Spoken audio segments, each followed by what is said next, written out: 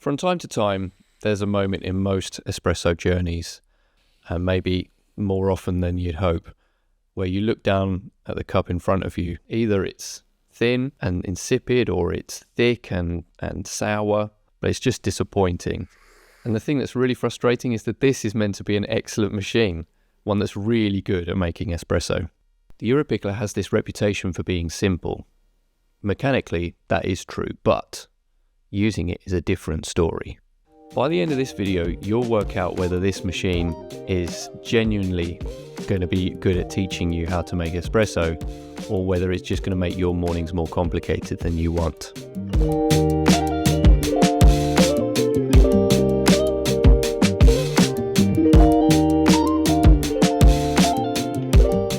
At first glance, the Europiccola doesn't look intimidating at all. No screens, no dials, no buttons or menus to navigate through. Just a boiler, a group head, and a lever. La Pavoni have sold iterations of this machine now, largely unchanged, for decades. And the reason it hasn't changed much is simple. When it works exceptionally well. The chances are if you buy one new today, or you buy one second hand, if well looked after, it will easily outlive your interest in coffee. And for some, that's probably going to be quite a long time. All this simplicity comes at a bit of a trade-off. There's very little standing between you and the coffee. And furthermore, there's even less standing between you and your mistakes. And this is where the problem begins.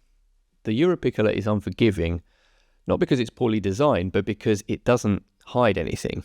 One day, you'll pull a genuinely lovely shot, the golden shot.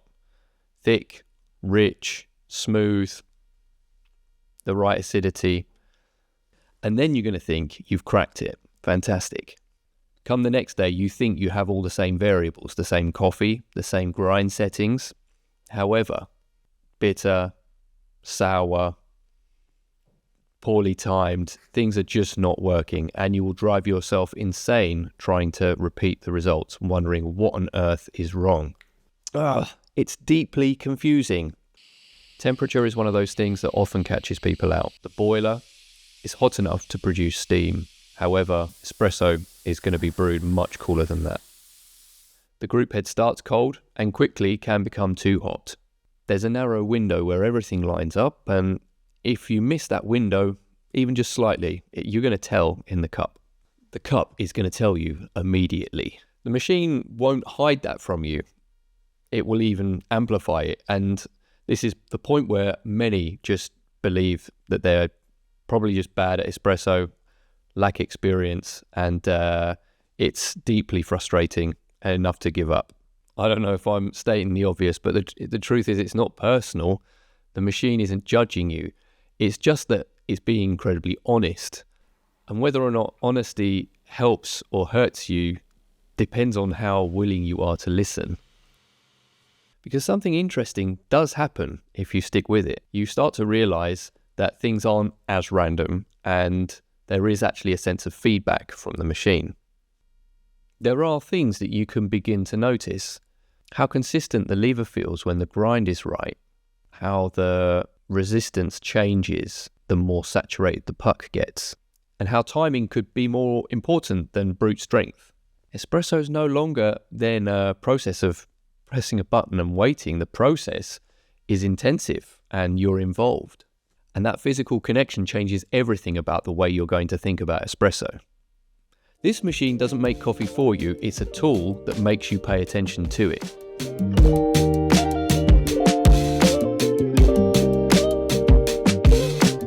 And this is where two very different kind of owners begin to emerge. Spend long enough with a lever machine, and perhaps being in and amongst the coffee community, you start to notice a familiar divide. Some people keep the machine completely stock. They're interested in purity. They love to observe the tradition, and the aesthetic is one of simplicity.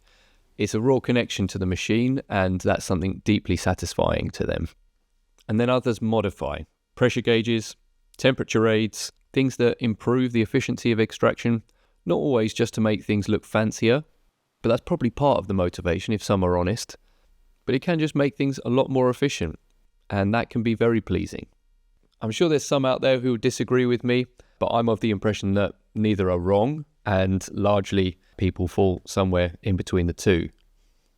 The important thing is the machine isn't really going to care about which path you choose. It's the same outcome for you. It's still a great tool for teaching you about espresso.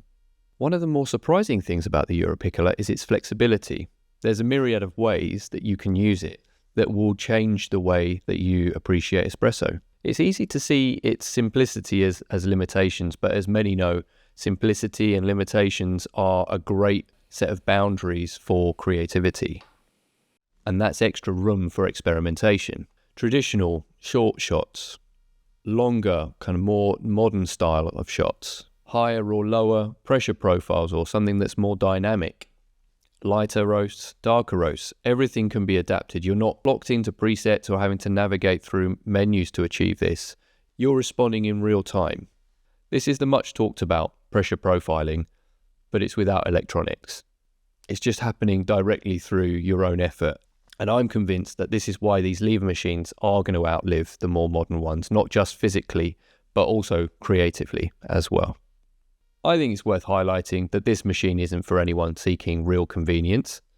It's not for anyone who wants to make espresso passively, or perhaps better said, anyone who wants excellent coffee for as little effort as possible. I think if you want any kind of reassurance about these kind of machines, this isn't it at all. And yet, this is still the machine that I learned so much more about espresso using. I guess I'm just less interested about machines on day one out of the box and way more about how they behave over time. The Europiccola taught me a lot about paying attention to espresso making. And I guess the other machine I've been restoring, the Cimbali, challenged what I thought I'd learned about restoration as well. But both machines are excellent for tinkerers. And I guess that tension between restoration and regular use is what this channel is all about. So if that kind of slow coffee making appeals to you, then you're going to love what's coming up next. This machine isn't going to reward rushing or shortcuts or ignoring detail. But then again, neither does learning espresso. And I think that's why I can't imagine my kitchen without one of these machines.